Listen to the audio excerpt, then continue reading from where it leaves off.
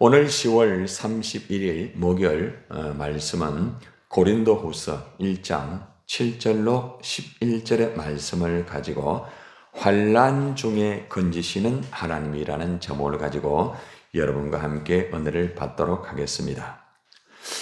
사도 바울은 고린도 교회 성도들에게 바울이 얼마나 참 큰 환난을 당했는지 이렇게 그들에게 내가 이렇게 어려움을 당하였다, 이렇게 솔직하게 정말 힘든 자신의 삶을 그들에게 고백을 하고 있습니다. 사도 바울이 이렇게 자신이 당한 이 환난을 말하는 이유는 그렇게 힘들고 어려운 가운데서도 이 고린도 교회 성도들을 이렇게 또 위하여 기도하고 또 건면하고 때로는 책망도 하여서 이 교회가 안정이 될 수 있도록 하는 그 모습을 보여주기 위한 하나의 참 귀한 모습이라는 것이죠. 여러분들, 우리가 인생을 살아갈 때마다 다양한 환난이 있습니다. 가정에서나 또 교회도 마찬가지고, 여러분이 살아가다 보면은 사람과의 관계 때문에 또 환경의 어려움 때문에 때로는 내 질병 때문에 또 영적인 문제 때문에 다양한 그런 환난이 인간은 육신을 가지고 있는 이상 다 있다는 것입니다. 그런데 이런 환난 가운데서 복음을 위하여 사는 사람이 있는 반면 그냥 세상 살이하면서 그 환난 가운데 빠져 있는 그런 사람들이 있습니다. 오늘 사도 바울은 이 환난이 자기의 어떤 육신의 몸을 위한 환난이 아니라 하나님의 영광을 위하여, 하나님의 나라를 위하여서 환난에 정말 어려움을 겪고 있는 모습을 볼 수가 있습니다. 아마 여러분들도 살아가는데 주님을 위하여서 당하는 환난이 있을 거예요. 그런데 우리가 이런 환난을 당할 때에 하나님은 그냥 두지 않습니다. 아무리 죽을 그런 위기에 있는 환난을 할지라도 하나님은 하나님의 백성이 그 환난 가운데 있을 때에 반드시 건져준다는 것을 분명히 알아야 됩니다. 바울은 그렇게 말합니다. 내가 지금 이런 환난 가운데 있지만은 하나님은 나를 건져주신다. 그리고 동시에 그들에게 말합니다. 사실 고린도 교회도 환난을 당하는 사람들이 있단 말입니다. 그래서 당신들도 나를 환난 가운데 건져주신 그 하나님이 똑같이 건져주실 것이다. 이렇게 정말 놀라운 말씀을 이 고린도 교인들에게 전하는 거예요. 자, 그러면은 환난 중에 건지시는 하나님이 어떻게 환난 가운데 건지는가? 또 사도 바울이 어떠한 환난에 빠져서 하나님의 건짐을 받을 수가 있는가? 우리가 한번 살펴보겠습니다. 자, 고린도후서 1장 7절의 말씀을 우리 같이 읽겠습니다. 시작. 너희를 위한 우리의 소망이 견고함은 너희가 고난에 참여하는 자가 된 것 같이 위로에도 그러한 줄을 압니다. 이 말은 무슨 말인가 하면은 바울이 있잖아요. 고린도 교회 성도들에게 하나님의 위로와 도우심과 구원이 있을 것이다 라는 이런 소망에 대한 확신을 먼저 말을 하고 있다는 것입니다. 바울이 그래 말합니다. 여러분을 향한 우리의 소망은 확고합니다. 고린도 교회 안에 많은 어지러움이 있었고 많은 분란이 있었고 참 또 어려움을 겪고 있는 사람들도 있었습니다. 그런데 바울은 여러분을 향한 우리의 소망은 확고하다. 우리의 소망이 견고하다. 이 말이 확고하다 이 말입니다. 여러분, 바울이 사실은 하나님 말씀을 이래 가르치고 건면하고 책망을 했지만은 고린도 교회가 사실 많이 바뀌지를 않았습니다. 그러면은 그 소망이 흔들릴 수 있거든요. 여러분들도 여러분 자녀를 이렇게 가르치고 때로는 책망도 하고 이러는데 바뀌지 아니하면은 소망이 없어지게 되죠. 야, 이 아이가 언제 변하겠는가? 그렇잖아요. 그런데 바울은 그런 입장이 아니에요. 아무리 가르쳐도 바뀌지 않는다 할지라도 소망만큼은 놓지 않는다는 거죠. 인간이 있잖아요. 소망을 가지고 있는 이상은 반드시 하는 역사가 이루어지는 거예요. 그러나 절망을 하게 되면은 결국에는 그 인생은 불행할 수밖에 없습니다. 여러분의 삶에 소망이 있다고 하면은 반드시 그 소망은 이루어지게 돼요. 그러나 여러분들의 삶에 절망이 있다고 하면은 여러분들이 아무리 좋은 환경, 좋은 여건 속에서 살아간다 할지라도 그 인생은 불행한 인생이 될 수밖에 없다는 것입니다. 그래서 바울은 그래 말합니다. 내가 지금 정말 힘들고 어렵지만 당신들도 힘들고 어렵지만 소망은 분명히 있다. 이거 확고하다. 우리의 소망이 견고하다. 흔들리지 않는다. 어떠한 사단의 역사가 있고 환경이 어렵다 할지라도 이 소망은 견고하다. 이런 말합니다. 그리고 난 다음에 너희가 고난에 참여하는 자가 된 것 같이라는 말은 이래 말합니다. 여러분이 우리가 당하는 고난에 참여한 것처럼 우리가 받는 위로에도 참여하고 있음을 알기 때문이다. 이게 지금 무슨 말인가 하면은 바울도 지금 고난을 당하고 있지만은 실제적으로 고린도 교회 안에 있는 사람들도 그죠? 서로 간에 여러 가지 견해가 안 맞고 시기하고 질투하고 분쟁하고 이러한 고난과 또 각자의 나름대로 고난들이 다 있단 말입니다. 그런데 이런 고난이 너희가 고난에 참여하는 자가 된 것 같이라고 말합니다. 같이 지금 우리가 고난을 당하고 있다는 말입니다. 나도 힘들지만은 당신들도 힘든 거 맞다. 응? 나도 힘들다. 그러니까 서로 간에 공유를 하는 거예요. 그러면서 위로에도 그러한 줄을 알미라. 고난이 나에게도 있고 당신에게도 있지만은 나는 하나님의 위로를 받고 있다. 당신들도 하나님의 위로가 있다. 참 얼마나 귀한 말입니까? 여러분, 환난이 많고 힘들고 어려우면은 사실 막 모든 것을 다 내려놓고 싶지 않습니까? 근데 바울은 그렇게 하지 않습니다. 당신들을 향한 소망이 분명하다, 확고하다. 그리고 지금 나도 힘들고 당신들도 힘들지만은 하나님이 나를 위로하는 것처럼 당신들도 위로가 있다. 이걸 분명히 알아라. 참 얼마나 소망적인 말씀을 바울이 하고 있는지 모릅니다. 힘들다고 어려움은 하지 말고 절망하지 말고 소망의 확고함을 가지고 그 고난 속에 위로가 있다는 것을 같이 나눈다고 하면은 반드시 어려움은 풀려지게 되어 있다는 것을 우리에게 보여주고 있다는 것입니다. 자, 그리고 난 다음에 이제 바울이 있잖아요.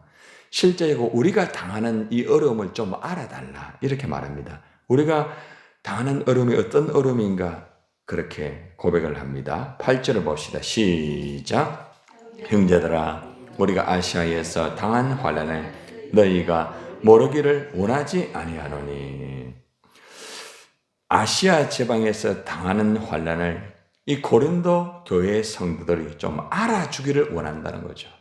내가 지금 당신들에게 편지를 써서 이렇게 말씀을 가르치고 또 책망도 하고 권면도 하지만은 우리가 지금 정말 이 아시아에서 지방에서 당하는 환난은 얼마나 힘든지 모른다. 이렇게 힘든 가운데서 지금 당신들의 교회를 향하여서 성도들을 향하여서 내가 이렇게 편지를 써서 가르치고 있다.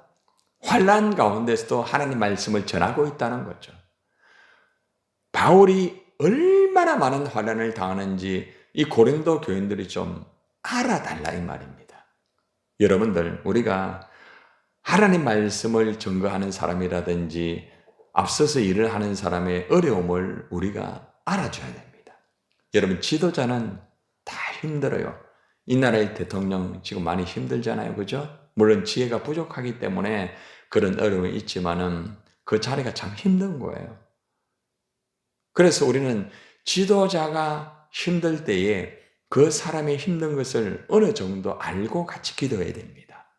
오늘 이 바울이 그래 말합니다. 우리가 이렇게 힘들다. 이걸 좀 알아달라는 거죠.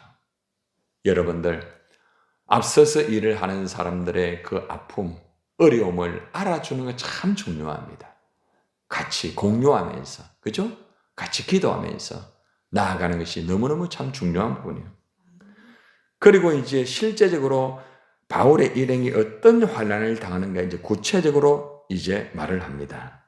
자, 거기에 보니까 힘에 겹도록 심한 고난을 당하여 살 소망까지 끊어졌다. 여러분, 얼마나 힘들고 어려웠으면은 힘에 겹도록 심한 고난을 당한다. 그리고 살 소망이 끊어졌다. 한마디로 더 이상 못 살겠다는 거죠. 여러분들이 살아가다 보면은 환난이 너무너무 커가지고 야, 내가 이래 살아가겠나? 야, 우리 가족들 어떻게 살아갈 소망이 없다. 때론 여러분이 하나님의 교회 안에서도 야, 내가 이렇게 해가지고 신앙생활을 할 자신이 없다. 때론 여러분이 직장이나 사람과의 관계 속에서 너무너무 힘들어가지고 야, 내가 더 이상은 살 소망이 없다. 이렇게 할 때가 있을 거예요. 여러분, 우리가 힘에 겹도록 심한 고난을 당할 수가 있습니다. 그리고 살 소망이 끊어질 수도 있어요. 이제는 끝났다. 이제는 모든 것이 다 끝났다. 어떻게 하면 좋나?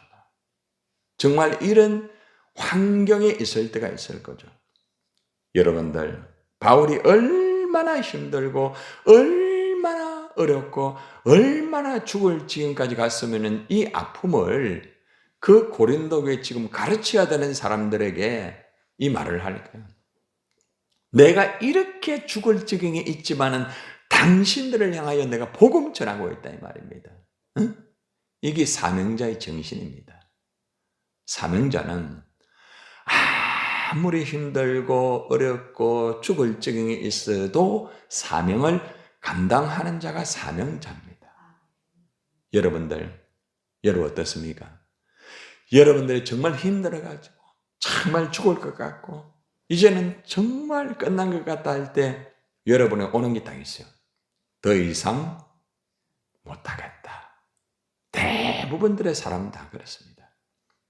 그러나 바울은 이렇게 힘들고 이렇게 어렵지만은 나는 당신들을 향하여서 영혼들을 향하여서 말씀을 가르치고 당신들이 바로 서기 위하여서 이렇게 기도하고 하나님의 고린도 교회가 바로 서기 위하여서 내가 이렇게 하고 있다.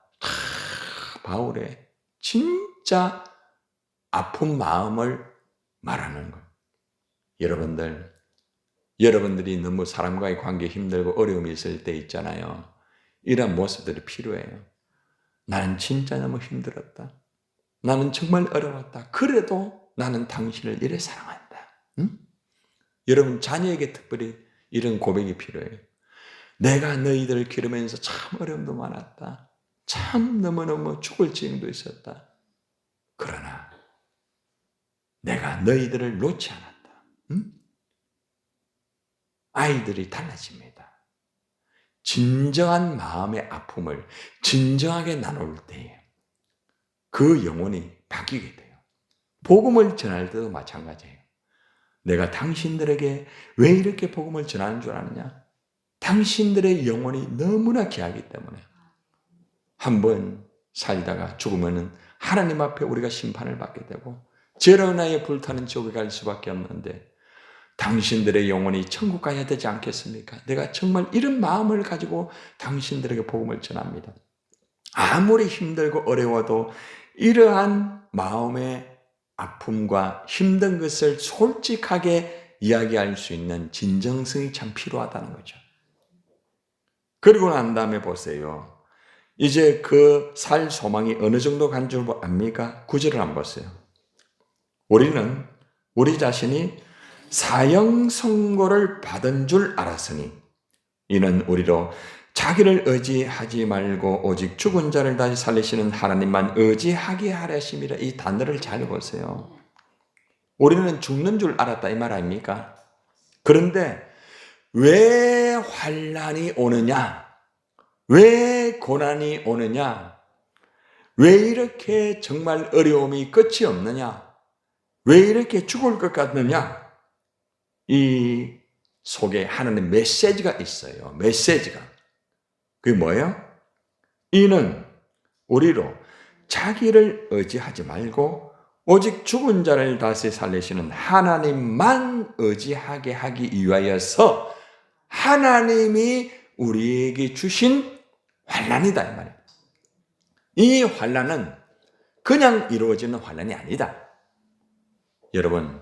여러분들이 있잖아요. 어려움이 없으면은 여러분들은 여러분만 의지하고 삽니다. 그런데 우리가 어려움을 당하고 때론 내가 믿었던 사람들도 나를 도와주지 않고 오히려 나에게 상처를 주고 나에게 아픔을 주고 이러면은 사람을 못 믿겠죠. 여러분 그러잖아요. 나 더 이상 사람 못 믿겠습니다. 제가 상담을 해보면 목사님 나는 더 이상 이제 사람 못 믿겠습니다. 정말 내가 정말 너무 힘듭니다. 이렇게 하는 분이 있더라고요. 여러분 그 환난이 하나님 사인이에요. 너 너무 사람 의지한다. 응? 그렇기 때문에 나만 의지하라고 내가 이 환난을 주는 거예요. 여러분 한 가지 아주 중요한 것 여러분에게 잘 일어난 일들을 말할까요? 여러분들이 때론 믿었던 남편, 때론 믿었던 자식, 때론 믿었던 동료, 때론 믿었던 친구, 때로는 한 단계 더 나가서 믿었던 목사, 믿었던 정말 존경하는 사람, 어떤 때는 막 힘든 때가 있죠. 그죠? 왜 그럴까? 하나님만 의지해야 되는데 그 사람을 너무 의지하였기 때문에 하나님이 질투하는 거예요. 야, 사람을 의지하는 것도 좋지만 너는 나만 의지해야 돼. 응? 왜 그런 줄 알아? 나는 너만 보고 있어. 나는 너만 보고 있어. 내가 너를 택하였고 내가 너를 세웠고 내가 너를 사용하고 있다. 너 나만 쳐다봐. 나만. 응? 나만 쳐다봐라. 근데 너 자꾸 다른 사람 쳐다보고 다른 사람 의지하고 다른 사람 사랑만 기대하고 다른 사람만 의존하니 내가 너무 답답해. 응? 너 나만 좀 쳐다봐. 나만. 안 쳐다보는 거야. 그러니까 흔드는 거야. 그러니까 힘드니까 하나님 살려주세요. 하나님 나 사람 믿었는데 상처받았어요. 나 정말 힘들어요. 하나님을 의지하는 거야. 사도 바울이 이걸 깨달은 거야. 환난과 핍박 가운데 하나님의 사인을 한다. 이것은 바로 하나님만 의지하기 위한 하나님의 역사다. 여러분들 환난은 하나님의 사인입니다. 하나님만 의지하라는 사인입니다. 절대로 절망하지 말고 힘들어하지 말고 하나님의 사인을 보면서 하나님을 주목하고 하나님을 의지하시기를 바랍니다. 그러면 그 환난이 바뀌어서 놀라운 하나님의 역사로 인터체인지 바뀌는 거예요. 여러분들 아무리 사형 선고받고 죽을 것 같지만은 그 속에는 하나님의 사인이 있습니다. 환난으로만 끝나지 말고 하나님을 의지하는 그러한 통로가 되기를 주님의 이름으로 축원드립니다. 10절을 봅시다. 그가 이같이 큰 사망에서 우리를 마시고 건지셨고 또 건지실 것이며 이후에도 건지시기를 그에게 바라노라. 자, 건진다는 단어가 몇 번 나와요? 3번 나오죠? 우리를 뭐하고? 건지셨고 또요? 건지실 것이며 이후에도 건지시기를 그에게 바라노라. 바울은 죽음의 위기에서 하나님이 살려주셨다고 말합니다. 할렐루야. 여러분들이 아무리 힘들고 큰 사망이 있다 할지라도 하나님이 건져주십니다. 하나님이 건져주는 거예요. 죽을 것 같다 할지라도 포기하면 안 돼. 응? 절망하면 안 돼. 죽음 배후에는 하나님의 손이 있습니다. 죽음은 끝이 아닙니다. 죽음은 생명의 시작입니다. 십자가는 끝이 아니에요. 무덤은 끝이 아니에요. 부활의 역사가 이루어지고 하나님의 역사가 있다는 거예요. 우리의 환경, 우리의 자녀, 우리의 삶이 큰 사망 같다 할지라도 거기에는 부활의 주님의 손이 있고 부활의 주님의 손이 여러분들의 가정을 다시 살리고 여러분의 자녀를 살리고 여러분의 삶을 살리는 것을 믿으시기를 바랍니다. 하나님이 죽음에서 살려주신다고 이렇게 말을 하면서 이제 바울은 마지막으로 이제는 성도들에게 중보기도를 부탁합니다. 중보기도. 자, 11절 마지막 시작. 너희도 우리를 위하여 간구함을 도우라. 이는 우리가 많은 사람의 기도로 얻은 은사로 말미암아 많은 사람이 우리를 위하여 감사하게 하려 함이라. 참 중요합니다. 자, 보세요. 사도 바울이 지금 환난에 대해서 쭉 이야기를 하잖아요. 그죠? 그리고 환난을 통하여서 하나님이 뭐 하신다고요? 건져준다고 했죠. 그런데 그냥 건져주는 게 아니에요. 굉장히 중요한 해답을 주고 있어요. 기도, 중보 기도. 기도를 통하여서 하나님이 건져준다는 것을 말하고 있습니다. 너희도 우리를 위하여 간구함을 도우라. 기도로 좀 도와달라 이 말입니다. 여러분 사도 바울이 있잖아요. 지금 고린도 교인들을 책망하고 가르치는 입장에 있는데 기도로 도와달라고 하는 이게 좀 넌센스 아닙니까? 지금 말도 안 듣고 뺀질뺀질한데 기도 도와달라 말이 됩니까? 안 되잖아요.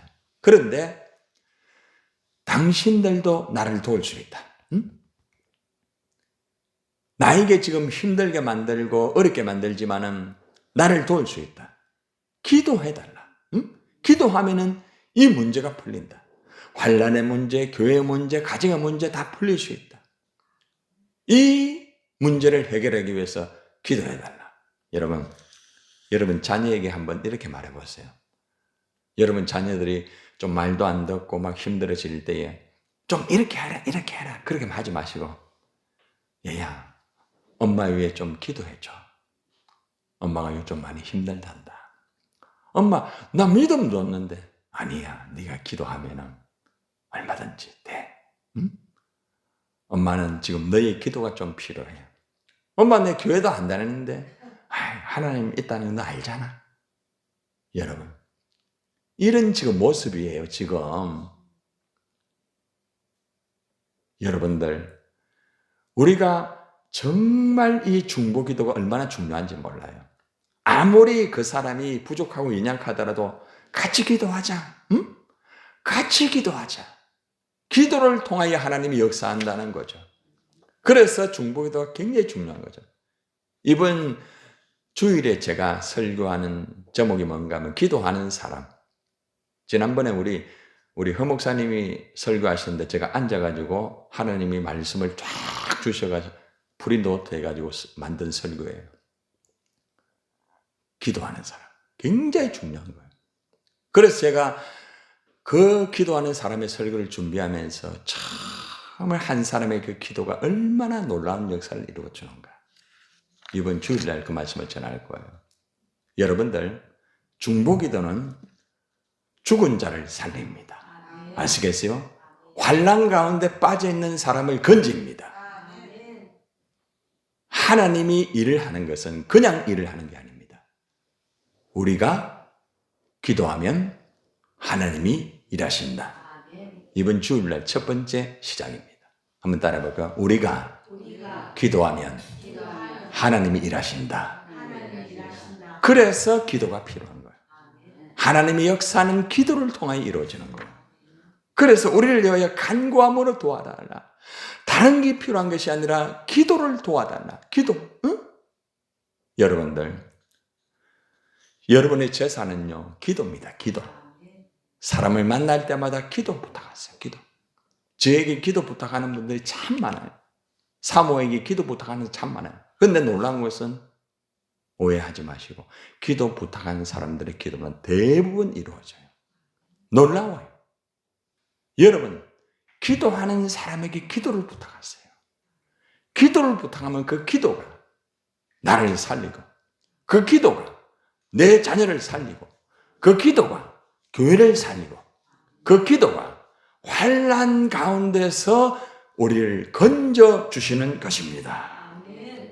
여러분, 오늘 우리가 말씀을 이제 마무리하면서 우리는 다시 한번 오늘 이 말씀을 통하여 너무 귀한 교훈을 깨닫습니다.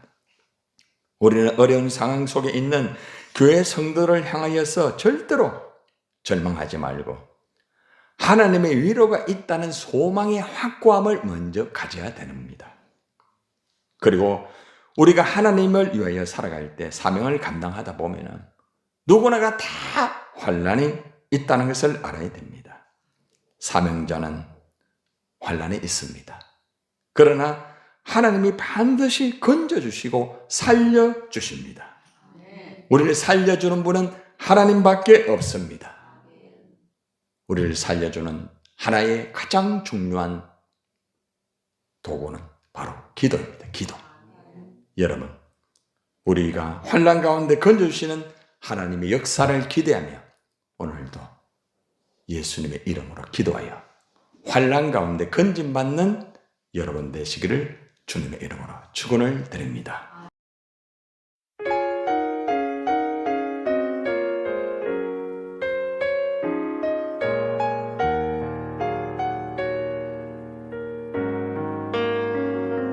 세상 일에 실패했어도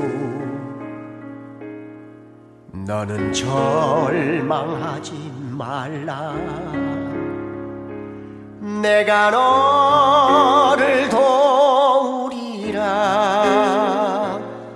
다시 일어서게 하리라. 질병으로 고통당해도 너는 두려워 말라. 내가 너를 고쳐주리라. 다시 일어서게 하리라. 나를 버린 자들도 내가 사랑하거늘 하물며 너희를 그냥 둘까 보냐. 나는 너와 함께하는 너의 하나님 되리니 의로운 오른손으로 붙들리라. 내가 너를 굳세게 하리라. 너를 크게 사용하리라. 너로 하여금 나를 증거하도록